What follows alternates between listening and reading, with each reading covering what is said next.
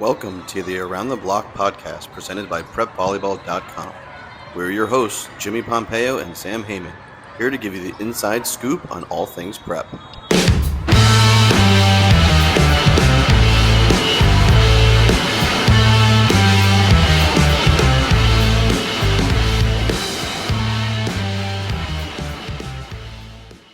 Welcome to the Around the Block podcast with me, Jimmy Pompeo, and Sam Heyman. Why did we bring this podcast back from 2019 pre-COVID? To add some context to our content, to talk process so readers and listeners can get a little bit of an inside look at how we do things here at Prep Volleyball, and to highlight some of the new and exciting features that we have going on. Oh, also to comment, inform readers and listeners, and put an audible face to the website.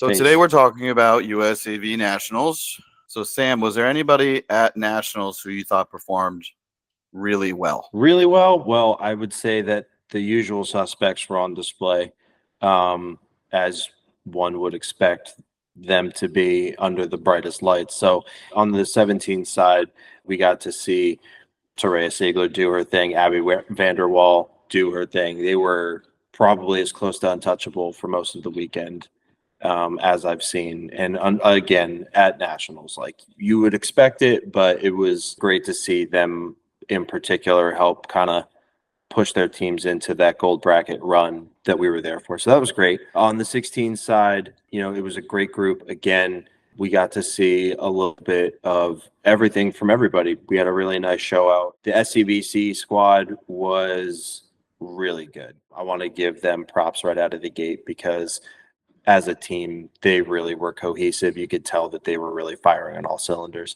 Audrey Flanagan got our most outstanding player of the tournament, and she was phenomenal all weekend. Millie McGee dishing the rock, also really terrific. But the 16s felt deep as far as the field went. Thought there was a lot of really good play all around. Another Southern California group, Forza 1, North 16-1. Wesley Mataveo was really solid as well. And then, First Alliance, we got to say, two squads making deep runs in the gold bracket. We really love to see that. Lenny Tarnow was really, really solid. Refreshing seeing a team really push the ball into the middle consistently and try and find her, especially in some of those more chaotic plays. So, just a couple of names to touch on. Obviously, they were all first team, all tournament picks. And I would imagine that we will see, if we haven't already seen them, on our Club All-American picks as well. So great event. I thought that the format for USA Volleyball this year was interesting. I know we've got some thoughts about that coming up. What about your time in Vegas under the sun? So for me, Kat Nowak, who we chose as MVP for 15 Open, was amazing. I thought she was like an absolute do-it-all player. She was hitting right side, outside, middle. She was passing and serve receive. I just thought she had all the tools throughout the entire competition, which is why we spoke briefly about her in our champion check-in with T Street's head coach Andrew Hine, but also AAU's Marley Smith from Legacy, who helped get that team to an AAU national championship, playing with an injured ankle for 3 days is an insane story. Gutsy. Like when we spoke about her like doing cryotherapy between competition days, skipping dinner with her team, which is an important kind of bonding experience, just to get back on the court every day at AAU's is insane. Both players are in our all tournament teams. They're my MVP picks for both age groups at AAU's and USAVs. So if you want to hear more about them or read more about their team's performance, definitely check out the champion check-in, which is available on the website. Speaking of 15 Open, between Legacy coming off an AAU national championship and Premier Nebraska, their match at USAVs was an absolute firefight. I thought it was one of the best matches of the entire competition. Two very different teams. You have Legacy, who's coming off an AAU national championship, who's playing with a lot of confidence, looking really smooth. And then you had Premier Nebraska, who went out there and looked like a bunch of corn-fed Midwest, like we can do anything players that were just getting absolutely amped up on every play. It was one of the best matches in the entire competition. Even though neither team actually made the championship bracket, I thought that match in particular was championship worthy. The next thing I want to talk about is the location for USAV Nationals, which is Las Vegas. Outside of it being like 115 degrees, I thought it was interesting, at least for the 15 Open division, that the championship bracket was entirely made up of West Coast teams. Mm. I want to know if you think there's anything to that. Like, do you think there's an advantage to being a team that's within maybe a 2-hour flight, 2.5-hour flight of the location?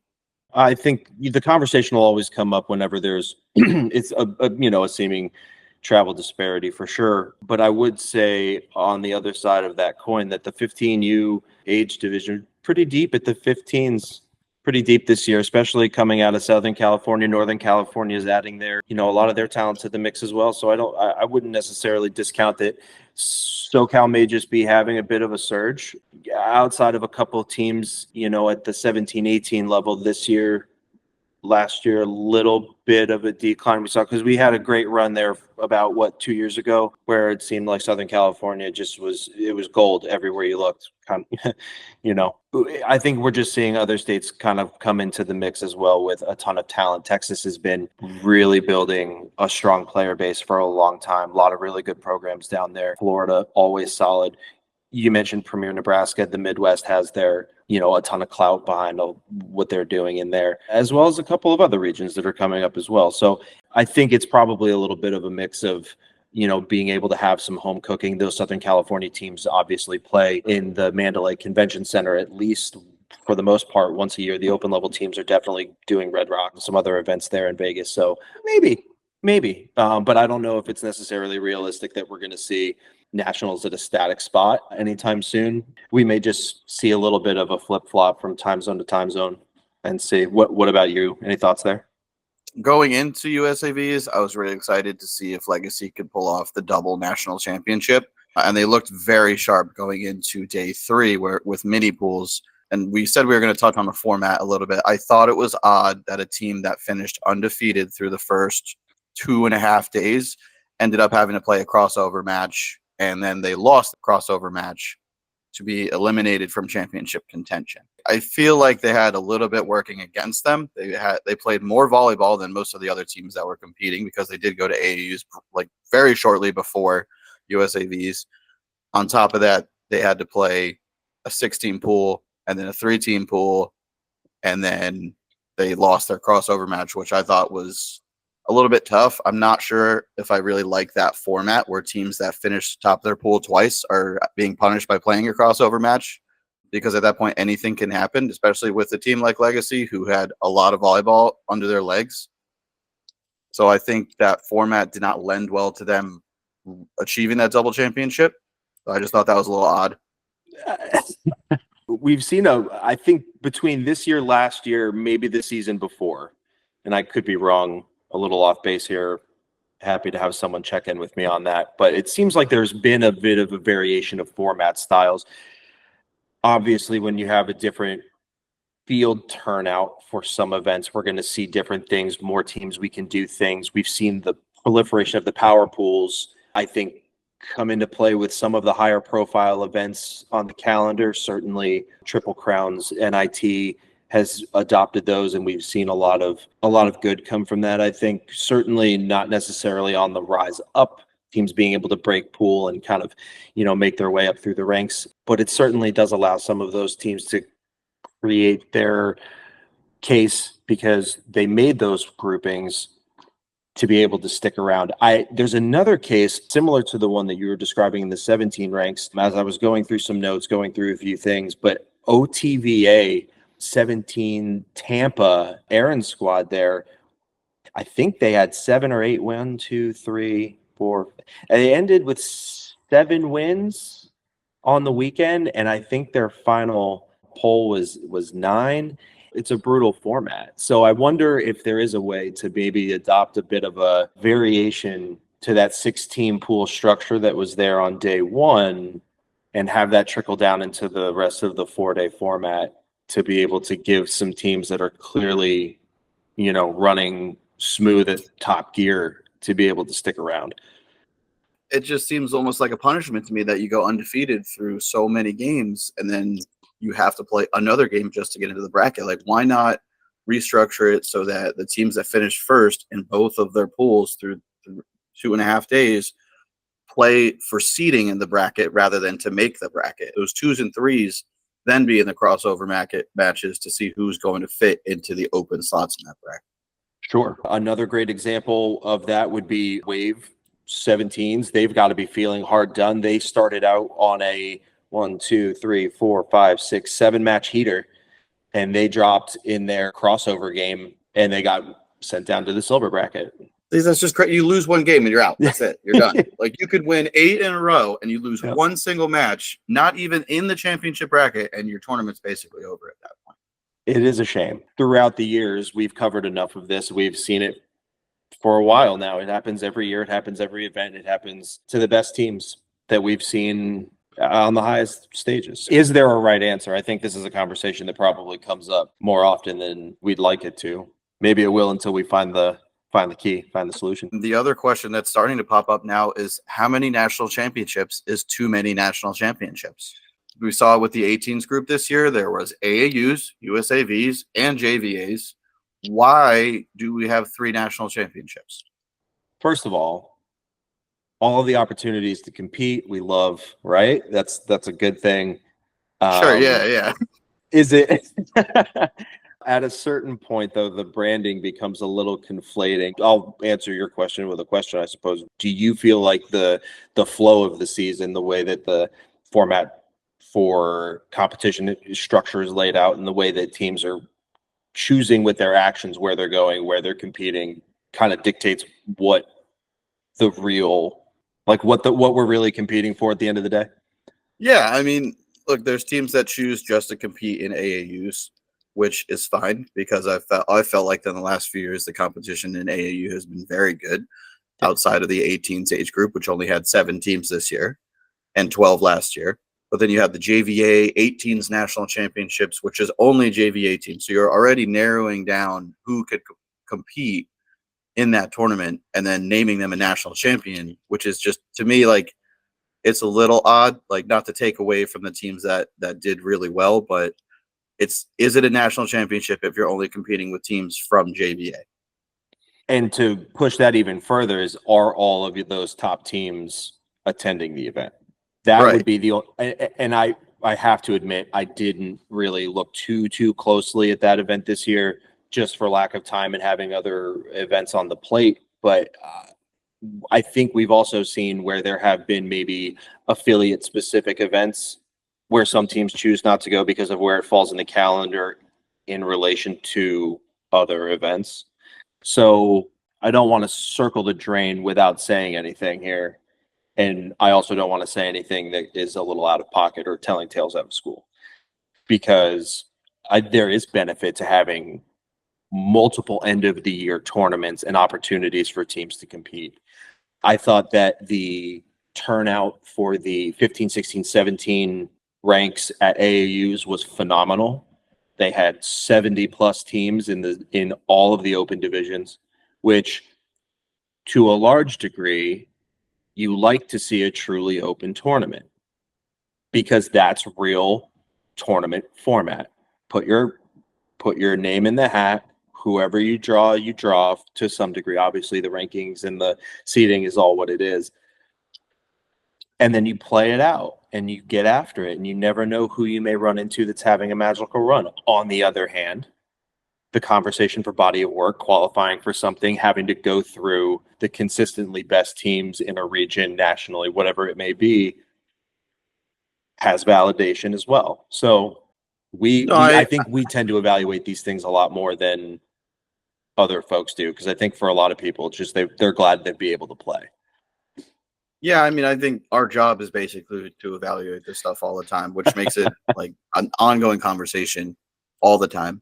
But now, we've heard grumblings that Triple Crown may be dipping their toes in the waters of a quote unquote national championship tournament. And I think if they were smart and they were really going to do it, they would try and make it something of a unifying championship and wait until see who wins AAUs and who wins USAVs, and then invite the top teams from those tournaments to find your, like, quote unquote unified champion. Almost like a smaller size virtual repeat of the NIT. I would be curious if, given how universally loved Triple Crown is, or the NIT, excuse me, if they would have the appetite to go and tackle something like that, given what the landscape looks like now. And almost, because I agree, a summer invitational would be wonderful. I don't think anybody would be against that if you put it at the beginning of June, end of May, beginning of June, so that the teams that want to go to AAUs can still do AAUs, because let's face it, AAU's been running a girls volleyball national championship for over 50 years. So as an institution, I think we still need that. We still want that. The tradition of going to Orlando at the end of June, we love it for some reason. We love it. I don't know. It's Sure. questionable. It's questionable. And then obviously, USAVs through the competition cycle, through the qualification process, at this point, I think you still have to look at and point to as being the national championship. So with all of that in mind, with those two things in mind, and with other organizations in the mix, as you said, JVA's in there, and I think there's probably one or two other groups that's probably trying to poke around that summertime in the calendar to find space. I don't know. I think the Triple Crown group has been really great about their moves and the things that they've done and where they've chosen to grow. I would be surprised. I maybe right now, and I could be off base too, but I think that it's the space at the beginning of the summer would be the place for them to just come in and say, okay, we're it. We're the competition that people are looking at as that pre-run up to nationals, and we're going to bookend the qualification cycle. I've seen coaches and I've talked to coaches kind of complaining about the length of the season and how much kids are playing. Yeah. So in my eyes, if I was Triple Crown Sports and I wanted to get my foot in the door of this whole quote unquote national championships, I would do it earlier than everyone, because I know a lot of teams don't want to be playing all the way from December to July. That would hopefully keep some more of the 18s around as well, considering their USAV calendar is done in April. I mean, yeah, for the most part, unless you're playing AAUs, which a lot of teams, I guess, opted not to this year and last year. So last year we had 12 teams in 18 Open and 7 teams this year in 18 Open. And I think for the most part, like, there's a few deciding factors on that. Part of it, I think, it has to be the length of the season for the 18s. Like, if your team doesn't qualify for USAV Nationals, if you're trying to qualify for USAV Nationals, you're pretty much done. Like, you're not going to practice for an entire month and a half to 2 months and then go play another competition, because at that point, it's not really worth it. Like, you're already getting ready to go to your colleges. You're getting ready to graduate high school. You've got prom. You've got this and that. To me, I think that was one of the bigger factors. But I think the other one is something that's starting to become a very large trend, which is players graduating early and choosing early enrollment instead of 18s. We're seeing it a lot more. Yeah, so I mean, I talked to some coaches about it. I wanted to hear their opinions of it. It's very much a split. A lot of coaches don't like it because it negatively impacts, I mean, let's face it, their bottom dollar when it comes to club. But on top of that, the legacy that this team, that these players would have been on, kind of is hindered because they're not going to complete their club campaign. On the other side of the coin, it's some coaches like it because it's exciting for those players. They get a semester advantage over everybody else that's going to be starting in the fall. And it's kind of like, from what I've heard from coaches, it's a heavy 50-50 split. It's either they hate it or they love it for the players, not necessarily for the clubs. It is an interesting phenomenon that's taking place with the 18s division. And I think we'll probably, I would imagine, see more of that come up as more athletes gravitate towards the opportunities that NIL presents. But the NCAA landscape is itself an interesting space to be in right now. I think also as professional opportunities come up, we'll see athletes naturally gravitate towards other means and other ways to continue to play, contribute to the game. It's an interesting time for volleyball, certainly in the United States, and for the players coming up through the juniors ranks, for sure. And I think a lot of that also has to do with economics. Now more than ever, name, image, likeness comes into play because there are way more opportunities. It's now totally okay to make money off yourself as an athlete. And I think there are definitely players that want to take advantage of that sooner than later. And with what you brought up, the national or the professional programs that are starting are great opportunities, which if things really take off, there may be lucrative careers in it that show players leaving college early or leaving their college programs early, finishing school while they're playing professionally, not having to do it overseas. The future is going to be a big question mark, but I think if things go well, this trend will continue and it's going to be interesting for sure. It's bright. That's what we love to hear, though, is that there's opportunities and that there are avenues for these players to continue playing, because they're really wonderful athletes, and getting to see them, compete at the highest stages that we have available to us at the juniors level, and then also, moving up through the college ranks and now professionally, internationally. It's really wonderful.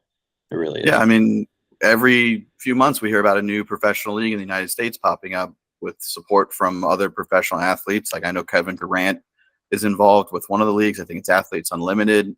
There's LOVB that's supposedly starting their professional stuff soon. I know they're really starting to get things off the ground. We've seen a lot more coverage of women's professional volleyball in the United States with transfers and trades and signings post-college. It's very cool, and it's starting to feel more and more real, which is exciting. I mean, that's not really something we personally get into, but if we did, I feel like we'd be a great option to help project those things to the next level. Who knows? Maybe eventually we'll end up covering professional volleyball too. We're about to. I think we're also about to hit our natural swell with the Olympics coming up. We've got the sand venue right underneath the Eiffel Tower in Paris this year is going to be absolutely wild to see. That's going to make for some really great shots, some really cool memories, moments for the players, moments for spectators to be able to see, which is awesome. And then, the indoor game, the United States on the women's side is pretty darn strong. They fielded a really strong team this year, and there are athletes that we've gotten a chance to cover. Yeah, maybe not me personally, but in the past years that have come through, certainly across the pages of us here at Prep, that I'm sure readers will remember, and they'll be able to look at and say, oh yeah, remember them during their juniors years, and everything started on this path, that we've kind of been talking about with this national championship process. So it'd be great to see the media side of things hit a nice swell with the Olympics, with the new leagues. LOVB, I think, is going to start broadcasting on ESPN. Had seen some information about that coming through, which would be terrific. And then Athletes Unlimited, that series has gotten a lot of attention. Interesting format that they have, where it's very individual player forward. I thought that was really interesting too, but I think it's also extremely good marketing on their part if you are more individual player forward, because now those younger girls, like you're looking at like the 10s, the 11s, the 12s that are just getting into it, they have an easier time picking their favorite player that they want to be like, True. I mean, and you see it a lot in the WNBA as well. Your Caitlin Clarks, your Angel Reese's. Like now more than ever, personality is an extremely good marketing tool for women's sports. And I think you're going to see that with Athletes Unlimited and maybe with LOVB as well. But getting back to your point about the Olympics, like there's going to be an absolute bump in kids that want to play volleyball when this is all said and done, which is awesome for the sport. And it's awesome for us because we get to see a lot of new volleyball players coming into the space. But yeah, I mean, the Olympics, it's very exciting. We're going to be doing a little bit of coverage on it, trying to tie things back into when those players on the roster were prep players, which is going to be really cool. We also have award season going on right now, which is very exciting. So we've already got some player rankings out, some top 100 team lists. I know we released our Club All-Americans starting this week as well. We've got recruiting class rankings coming up. Star ratings are coming, which is a new thing we're going to be doing, which is a great way to show player development. So, if you have a profile on Prep Volleyball, you can show that development from year to year, going from 3 stars to 4 stars to 5 stars, eventually in the top 150. So like the new content that we have coming out is very exciting, and the opportunity to see more players and see them develop and celebrate that development is also going to be really exciting as well. I think that pretty much wraps it up for this episode, unless you have anything you want to add or talk about. Oh, it's super exciting to get the pod going again. Looking forward to hopefully reaching more folks and, engaging with some of you. If you have any questions, thoughts, suggestions for content topics that you'd like us to chat about, or, start a conversation online, let us know. You can email us at editor@prepvolleyball.com. And we're happy to hear from everybody, have a chat with you, and, find ways to grow this and keep promoting the game that gave us so much. Yes, sir. That's the goal. That's what we do. So we will see you all next episode.